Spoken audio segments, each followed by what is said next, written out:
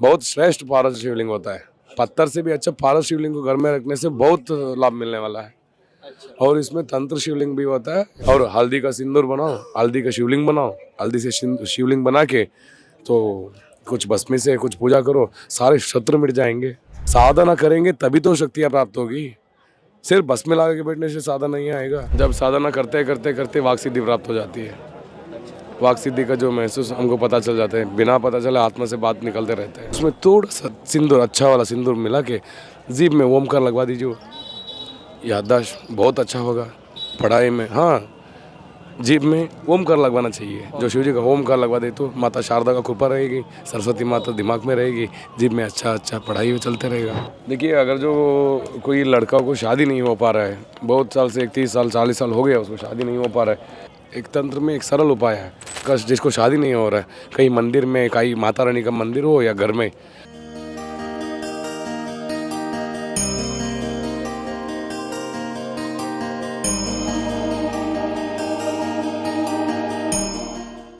गुरुजी जैसे अभी एक बात आपकी जो बहुत ज़्यादा पिछली बार आपने बीच में बताई थी, नरमुंडी की आप साधना करते हो, ये आपकी गुरु परंपरा से करते हो, और आपने बताई मनमुखी ना साधना हो, उसके प्रति मैं थोड़ी सी इसलिए साधना लाता हूँ। उन्होंने मुझे कल कमेंट में आपकी वीडियो में आया तो एकलव्य के कौन गुरु मिले नहीं थे, तो उसने तो अपनी तपस्या की थी, तो हमें गुरु नहीं मिल रहे तो हम क्या करें, हमें कोई साधना करनी पड़ेगी, तो उनको क्या कहेंगे आप? अरे आप कुछ सीखना चाहते तो पहले माता पिता गुरु बना लो। अच्छा, उनसे कुछ कभी मांगा है, कुछ पूछा है? नहीं पूछा। दूसरे को खोज रहे हो। तो अंदर बैठे हैं दोनों, वो गुरु मूर्ति नहीं है। तो बाहर नया गुरु चाहिए, कुछ चमत्कारी गुरु चाहिए। आपकी जमाने वाले को गुरु अंदर ही होता है, घर के अंदर ही होता है, परिवार में ही होता है गुरु लोग। और साधना करने के लिए गुरु जरूर है। गुरु के बिना कौन बताए बात, गुरु ही बताना है ना। अगर शिव जी गुरु जी दोनों भी आ रहा है, पहले गुरु जी को चरण छूना करो, बाद में शिव जी का। काग भूषणी वाली बात है कि नहीं? क्योंकि गुरु रहे तो सारे भगवान के जो है सब कुछ बता के देंगे। शिव जी हो तो सिर्फ अभिषेक करवाएंगे, आराम से बैठे रहेंगे। गुरुजी जी से आपने भी देखा होगा, शिव जी के साकार रूप की पूजा कम होती है, लेकिन शिवलिंग की पूजा अधिक होती है। अधिक होती है, ये आपने भी देखा है जी बिल्कुल। ऐसा क्यों? अरे देखिए, शिवलिंग ऐसा जो एक रूप है, तो समझ लिए आदि अनंत जो एक रूप है। मतलब जो इलेक्शन में जो एक सिंबल होता है ना, सनातन धर्म के लिए एक सिंबल है। शिव जी का जो लिंग रूप है ना, उसमें ब्रह्मा विष्णु महेश्वर पार्वती सारे कैलाश का जो हमारा जो सनातन धर्म में जितना भी भगवान एक लिंग रूप में होता है। पता नहीं है, एक जो शिवलिंग है सिर्फ शिव ही नहीं होता है, उसमें वास नहीं करता है। गणेश जी भी होते हैं, माता भी होती है, ब्रह्म जी भी होते हैं, विष्णु जी भी होता है। ये धूल की वजह से बहुत खांसी होता है। अच्छा। यहाँ पे धूल भी आता है ना, और डस्ट एलर्जी बहुत होता है। गीली लकड़ी भी है गुरुजी, मैं देखा हूं, हाँ, इसमें केमिकल की वजह से। क्या करे, वो लकड़ गाड़ी तो प्रशासन से गाड़ी अंदर नहीं आ रहा है, जो मिला वही से काम चला लो। अगर दूना बुका है, हम भी बुका है। थोड़ा अपना महत्व चेतन रहना चाहिए। जी, वहाँ वो जितना चेतन रहेगा हम भी उतना चेतन में बैठेंगे। वो सुखा है, हम भी सुख गए। गुरुजी एक चीज देखा हूं, आपका जो तिलक का श्रृंगार है, मैंने पिछली बार पूछना चाह रहा था, लेकिन ये जो भीड़ मत बनाना बेटा, भीड़ मत बनाइए। आए लकड़ मंगवा दी है।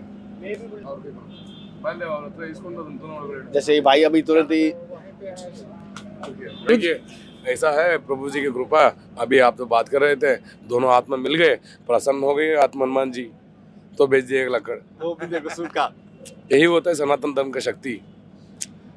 हम पहले एक बात बता रहे थे, तुम मत जाओ, बैठो तपस्या करो, खुद आ जाएगा। गुरुजी देखा हूं, एक चीज पूछना चाहता हूँ, यही शक्ति है सनातन धर्म की शक्ति। ये होता है, हम यहीं बैठ के जो संकल्प कर रहे हैं, लकड़ गीली वो सुखा हुआ वाला कोई लकड़ा है तो ले लो प्रभु। तो सुन रहे हैं ना शिव जी, हनुमान जी, कोई ना कपर वाली सुन रहे हैं, बेटा देखो हम भी है, तुम्हारा बात सुन रहे हैं, अब भेज देंगे लकड़, तुम बात करते रही हो। तो आ गए दुनिया में। गुरुजी अभी जैसे मैंने सोच रहा था, मैं गुरुजी किसी से मांगते नहीं है, कोई देते नहीं है, कोई मांगते नहीं है, कोई अपने जाते नहीं कहीं, और कहीं ना ऐसा आप दुकान लगाते हो ना कोई ऐसा आपने बिजनेस रखा है कि मैं इसके बदले ये करूंगा। मैं अभी सोच रहा था कैसे हो रहा है, अब देख लिया ऐसे हो रहा है। अरे बस देखो, बस देखिए, विश्वास रखना चाहिए, अपने आप में विश्वास रहना चाहिए, आपके साधना में विश्वास रहना चाहिए। गुरु जो दीक्षा दिया जाता है उसको अच्छे से पालन करना चाहिए। अगर वो तपस्या में अगर तुम पास हो गए तो समझ लीजिए आपको जो मिलना है मिलते रहेगा। अच्छा। अगर विद्या है तो माता लक्ष्मी साथ में ही रहेंगी, अगर विद्या नहीं है लक्ष्मी जी काली बैठेगी, काली मैया बन जाएगी। जहाँ सरस्वती होती है वहाँ लक्ष्मी जी का प्राप्ति है। अगर दिमाग में सरस्वती नहीं हो तो समझ लियो तुम पे बेबे, ऐसा हो जाएगा। गुरुजी जैसे आप मैं तिलक की बात कर रहा था, जैसे आपका तिलक है एक, हालांकि दर्शनी है, हम दर्शनी बोलते हैं इसको, और तिलक है जैसे आपके 10 तिलक लगाए, 9 लाल है, एक ब्लैक में लगाए, तो ये क्या प्रतीक है, ये कोई ऐसा चिन्ह है, ये क्या है? ये दिगंबरी मुद्रा को हम थोड़ा सा अल्ट्रेशन करके थोड़ा सा मतलब हमारे इच्छा से अच्छा। ऐसा भी कर सकते हैं। देखिए ऐसा लगा के ऐसे ही कर सकते हैं, मतलब नाखून से मतलब 3 ऐसा मुद्राएं लगा सकते हैं। जो शिव जी का जो हाँ। दिगंबरी मुद्रा होता है, वो त्रिपुण मुद्रा होता है, जो अखाड़े का जो महात्मा ने जो हमको सिखाया है वैसे ही ले कर लेते हैं। लेकिन काला टीका मतलब हम काल भैरव को जो साधना करने में जो कुछ रक्षा होती है, हम जो हवन इससे जो रक्षा निकलती है ना लास्ट में, जो दुर्वा से हम रक्षा करके सबको रखते हैं, वो वाला हम यहाँ पे लगा लेते हैं। और ये बिंदिया ऐसा है तो त्रिपुण को हम थोड़ा सा आल्ट्रेशन किया हुआ है। और ये जो बीच बीच में लाल लाल जो कुछ रखा है उसको हम ग्रह मंडल समझ लेते हैं। हाँ ऐसे समझ लेते हैं, धारण कर लेते हैं। बस जैसा शिव जी का रूप हो हम भी वैसा ही दिखे। गुरु जी जैसे शिव जी की आप आराधना करते हो और आप शमशानी आराधना भी करते हो, एक हम सात्विक शिव जी को प्रसन्न करने का थोड़ा सा हमें विधि बताइए। हम थोड़े से अबोध है, इतने तो नहीं है, और अब कहना नहीं चाहिए शिवरात्रि भी आ रही है और आप भी काशी में मिलेंगे, और काशी में आप कई बार गए भी है, पिछली बार मैं देखा भी हूँ। तो बताइए शिव जी को कैसे प्रसन्न कर सकते हैं, काशी विश्वनाथ को कैसे प्रसन्न करें? काशी विश्वनाथ को ऐसा प्रसन्न करो काशी का एक नियम होता है। देखो शिव जी सबसे बड़ा है, अगर शिव जी सबसे बड़ा है तो उनके साथ में रहने वाले भी बड़े हैं। जो हमारा आदि अनंत काल से भी यही आए, आदि पूजित कौन होता है? गणेश जी है। जब काशी का यात्रा जो ऐसा संपूर्ण होगा, पहले गंगा में स्नान करो, धुंडी महाराज को देखो, गणेश जी को, और संकट मोचन हनुमान जी को देखो, और काशी का कोतवाल है भैरव जी को देखो, बाद में जाइयो विश्वनाथ जी, बाद में जाइयो गंगा आरती। ये तरीका होता है। अच्छा। और क्या एकदम घुस गए मंदिर के अंदर तो बाहर रहे, वो क्या कर रहा है देखते रहेंगे, विघ्न कर देंगे, भग्न कर देंगे सब। भैरव तो पहले गुस्से वाली है, प्यार का देवता है, जितना प्यार करोगे उतना प्यार है, जितना पहला पिला उतना पहला है। अगर तो कुछ गलत किया, गलत निकला तो समझ लो तुम्हारा काल आ गया। गुरुजी ने बड़ी एक बात अच्छी कही है, रियल में किसी धार्मिक स्थान जाओ, वहाँ पंडित पुरोहित या कोई भी है उनका भी सम्मान करना चाहिए। मैं उनको भी कहूँगा, जो वहाँ पे यजमान जो भी जाए उनके लिए भी कहूँगा। और जिस जो मंदिर होता है बाहर 2 रक्षक होता है, हर मंदिर में भी होता है, मतलब देवताओं का रक्षक है कि नहीं? तो पहले उनको नमन करना है। वो कोतवालगिरी कर रहे हैं ना, उनको कोतवाल को हम पहले प्रणाम करना है। हम देव मंदिर जब कीले लगा देते हैं लगाए के बाद जो बाहर जो दोनों होता है ना, त्रिशूल और डमरू कुछ रख के जो खड़े होते हैं ना, उनको हम कीली हम सजाते हैं भैरव बाबा को। अभी हम बंद कर रहे हैं बाबा, तो और बाकी का आपके हाथ में है। तो हम नहा रहे तो एकदम नहीं घुस सकते, पहले इनको प्रणाम करो, ऐसा होता है। गणेश जी पहला करना है, धुंडी राज मतलब काशी का जो भगवान जो गणेश जी है, धुंडी महाराज गणेश जी को दर्शन करके संकट मोचन को दर्शन करो, बाद में भैरव बाबा को दर्शन करो, बाद में विश्वनाथ जी, माता अन्नपूर्णेश्वरी, विशालाक्षी जी को देखो, गंगा माई आरती देखो, तभी तो पूर्ण फल मिलेगा। और ये भी क्या होता है काशी रामेश्वर, यही नाम पे ही आ जाता है काशी रामेश्वर। जो काशी होने के बाद रामेश्वर जाएगा तो संपूर्ण फल मिल जाएगा। अच्छा। और क्या, इसलिए यहाँ से जल लेके वहाँ जाके जल लगाता है। वहाँ पे जो इतना तो ये है, हाँ बेटा ले बेटा, 1 रुपया लगा दो। यहाँ से जो जल लेके जाके वहाँ पे लगाने से काशी और रामेश्वर का यात्रा, रामनाथेश्वर जो यहीं से आत्मलिंग वहाँ प्रकट हुआ है, राम जी जो प्रसन्न किया है, राम जी जो बनाए हैं वहाँ पे जो शिवलिंग है, तो ये संबंध वहाँ जुड़ता है काशी और रामेश्वर। काशी जाने के बाद रामेश्वर जाएगा तो संपूर्ण फल मिल जाएगा। इसलिए जो बड़े बड़े बूढ़े लोग जो काशी होने के बाद रामेश्वर का यात्रा करते हैं। साउथ में बहुत मान्यता है, काशी होने के बाद रामेश्वर घर नहीं आते, पहले काशी होते ही तुरंत रामेश्वर चले जाते हैं। गुरुजी जैसे मेरे को किसी बहन ने पूछा था जो मुंबई की है, वो कह रही मैं शिवलिंग घर पे रखना चाहती हूँ। तो एक तरफ तो कहते हैं शिवलिंग घर पे नहीं रख सकते कि जल रोजाना चढ़ाना होता है, और वो ऑफिस का काम करती है और पढ़ाई का भी काम कर रही है, तो वो कभी भूल भी जाए। तो वो पूछ रही थी कि वही प्रभु जी से पूछना, हम घर में शिवलिंग रखने के क्या नियम है और कौन सी रख सकते हैं, किस आकार की रख सकते हैं? देखिए पारस का भी रख सकते हैं, लेकिन ऐसा शिवलिंग रखो आपकी मुष्टि में बंद हो, उससे ऊपर नहीं। आपको आराधन करने के लिए उतना नहीं होता है, आपके मुष्टि के अंदर रहना चाहिए, मतलब इतना ही रहना चाहिए। ये इतना आपके अंदर ऐसा हो, इतना ही मूर्तियों को रखना चाहिए, उससे बड़ा नहीं। आराधना विधि अलग होता है, पंडित लोग कर सकते हैं, जो ब्राह्मण लोग होते हैं, जो वैष्णव लोग होते हैं, जो वीरशैव जो लोग होते हैं, जो मतलब जो जो आराधन के बारे में पूजा विधि विधान जो जानता है, वो लोग कर सकते हैं बड़ा सा, क्योंकि रैली अभिषेक करना पड़ता है। अगर उतना बड़ा हो, अगर छोटा सा है कोई बात नहीं, अगर एक दिन गलत से अगर जल नहीं चढ़ाया कोई दिक्कत नहीं, दूसरे दिन करिए। अगर नहीं हो पाया एक फूल ले लियो, थोड़ा सा गंगा जल ले लियो, एक बिंदु पानी, एक बूंद पानी शिव जी के ऊपर लगा दियो, बस वही पल। गुरु जी से भी बताया, एक तो नवदेश्वर होता है, एक स्फटिक होता है, एक पारद होता है, तीनों में स्फटिक बहुत अच्छा होता है, पारस तो बहुत श्रेष्ठ है, बहुत श्रेष्ठ पारस शिवलिंग होता है। पत्थर से भी अच्छा पारस शिवलिंग को घर में रखने से बहुत लाभ मिलने वाला है।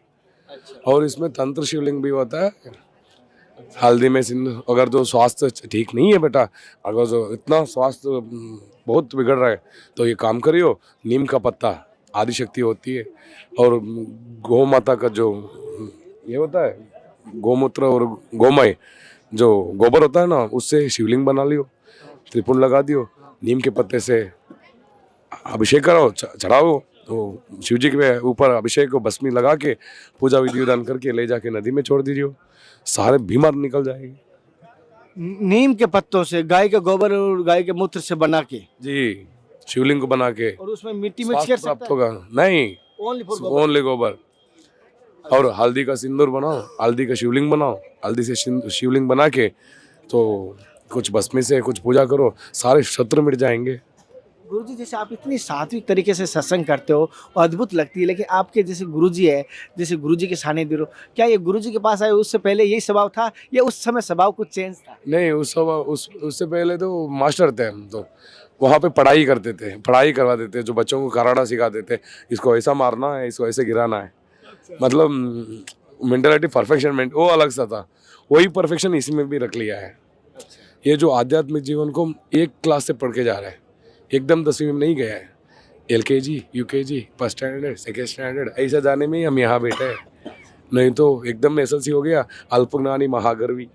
इस बार प्रयागराज कुंभ में बहुत सारे अघुरे आए होंगे, लेकिन आप इस बार देखा हूँ चर्चित विषय रहे हैं हमारे धर्म की यात्रा के ऊपर भी, और भी देखा हूँ एक दो वीडियो लोगों ने कहा, लेकिन इस बार आप में हाईलाइट रहे। तो आपको ऐसा लगता है, जैसे कहना नहीं चाहिए, पद मिलना एक आसान होता है, सम्मान मिलना, चर्चित होना आसान होता है, उस पर टिकना ऐसा ना हो कि आगे आके चल के आप कोई हमारे भक्तों से या हमारे देखिए परिवार से हम नहीं बेटा देखिए कोई आया धागा बांधो, हम बोले धागा लेके आओ, हमको कहाँ से आएगा? अच्छा लेके आओ, हमें कोई ऐसे पैसों की जरूरत नहीं, अगर देना है तो चढ़ा, तुम्हारा मर्जी है तो चढ़ा, नहीं तो जाओ, आशीर्वाद ले लो, सिर्फ आशीर्वाद ले लो, ऐसा आशीर्वाद ले लो, दिल में संकल्प करो, हृदय में संकल्प करो, बाबा जी आके यहाँ ज्योतिष नहीं पूछना, ज्योतिष नहीं पूछता है यहाँ पे, कुंडली नहीं बैठता है, सिर्फ आशीर्वाद लेना। ऐसा आशीर्वाद लेने का तरीका होता है, आशीर्वाद ऐसा लेना चाहिए, मन में संकल्प करना चाहिए, बाबा जी मेरा काम होना है, मेरा ऐसा पढ़ाई होने वाला है, ऐसा काम मिलना है, बाबा जी आप आशीर्वाद करो। पहले संकल्प करो, फिर बाद में चरण में जाके उसको समर्पित कर दो।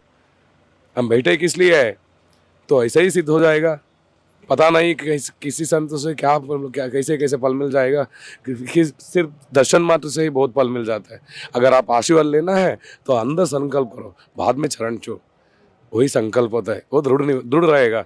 तो मतलब वो आप आशीर्वाद लेने का फल तब मिलेगा। सिर्फ आइए आशीर्वाद ले लिया निकल गया, चलो बस हो गया था, माथा लगा तो निकल लो। महाराज ने जैसे कहा आशीर्वाद मात्र से ही कल्याण हो जाएगा, मांग कहते हैं आशीर्वाद तो रियल में आत्मा देती है, धोने में चेतन है वो देता है। गुरुजी एक बात सुनी है मैंने और सभी भक्तों ने सुनी है, राजा जोगी और अग्नि और जल, इन तीनों से चारों से पांचों से प्रीत नहीं करना चाहिए। जोगी यानी आपका कह रहा हूं मैं ज्यादा प्रीत भी काम की नहीं है आपसे भी। तो है देखिए गंगा माई को आप नहीं पकड़ सकते, जोगी को नहीं रोक सकते है, जल को अग्नि को पकड़ नहीं पाते हो, नभ को छू नहीं सकते और राजा को भी। अगर राजा अगर गलती से राजा को पैर भी छू सकता है, लेकिन हमारा बिना अनुमति के नहीं। वो होता है अग्निदेव को छुएगा नहीं हो पाएगा, जल को पकड़ेगा कितना भर लेगा नहीं हो पाएगा, धरती को नहीं उपटा पाएगा, नभ को ना छू पाएगा। पंचभूतों का वही अपना अपना शक्ति होती है, ऐसा ही जोगी का भी एक शक्ति होता है।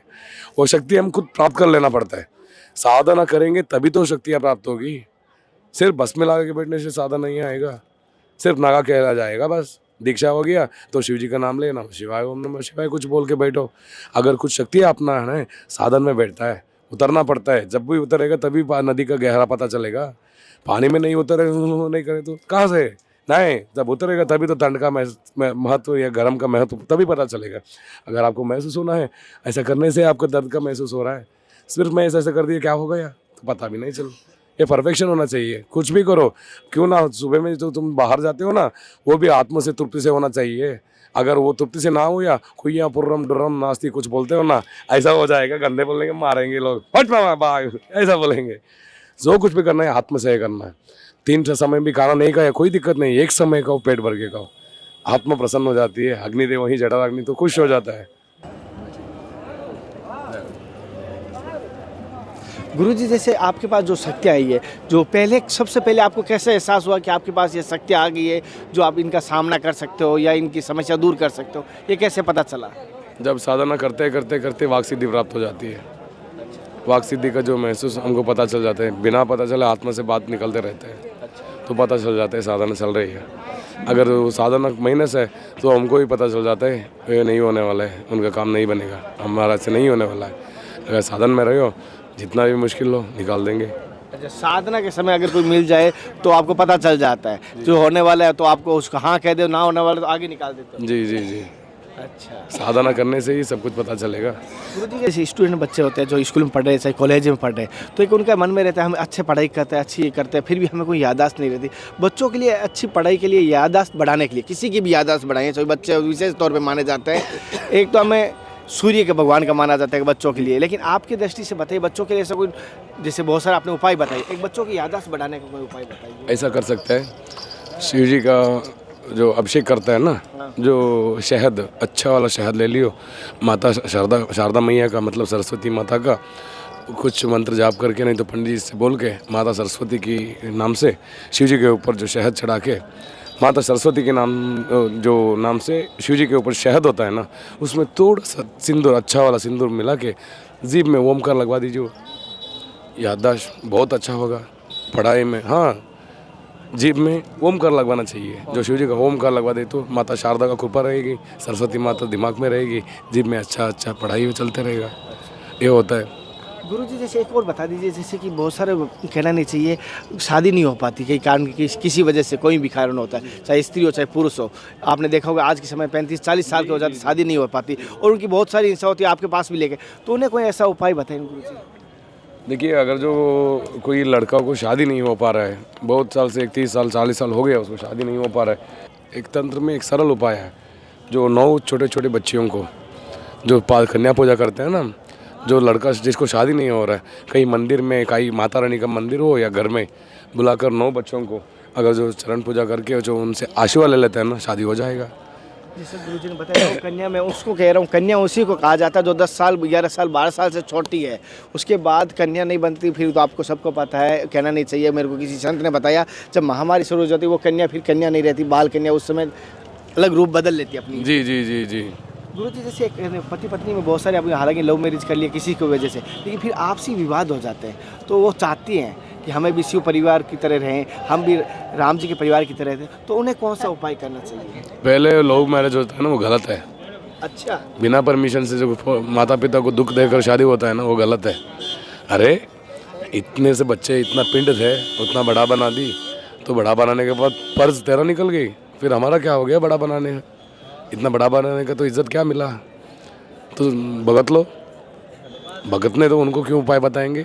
माता पिता को सम्मान नहीं किया, परिवार लोगों, अरे शादी इसलिए जो दोनों से मिलके, 2 परिवार से मिलके, और शादी में जितने जो बड़े बड़े हो गए थे उनका सब आशीर्वाद किस लिए देते हैं? अच्छा रहे जीवन में, अच्छा बच्चा हो, अच्छा मतलब जीवन में आगे मतलब उन्नति स्थान में चले। ना आशीर्वाद लिया ना माता पिता का। अरे माता पिता का गुस्से का जो ये वो शक्ति ऐसा होता है खुद शाप हो जाता है। एक मिनट अपना। हाँ बिल्कुल। जैसे साथियों लव मैरिज की बात करें तो प्रभु जी ने कहा इस पक्ष में मैं कुछ नहीं बताऊंगा, क्योंकि रियल में ये मैं मानता हूँ जो लव मैरिज करते हैं माता पिता को धोखा तो दे रहे हैं, अपने आप को भी धोखा दे रहे हैं, क्योंकि उन्हें वो बुद्धि नहीं होती। माता पिता जो बुजुर्ग होते हैं, अनुभवी होते हैं, उनको पता रहता है, लेकिन आज के पढ़े लिखों को क्या समझाएंगे। हालांकि जो बाद में महाराज जी कह रहे हैं वैसे बाद में भुगतेंगे, लेकिन महाराज जी से मैं और भी सवाल लूँगा।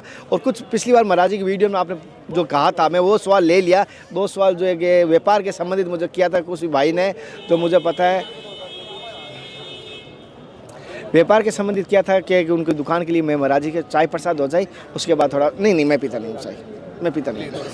और महाराज जी ने बोल दिया तो थोड़ा सा दे दो, महाराज जी ने बोल दिया था फिर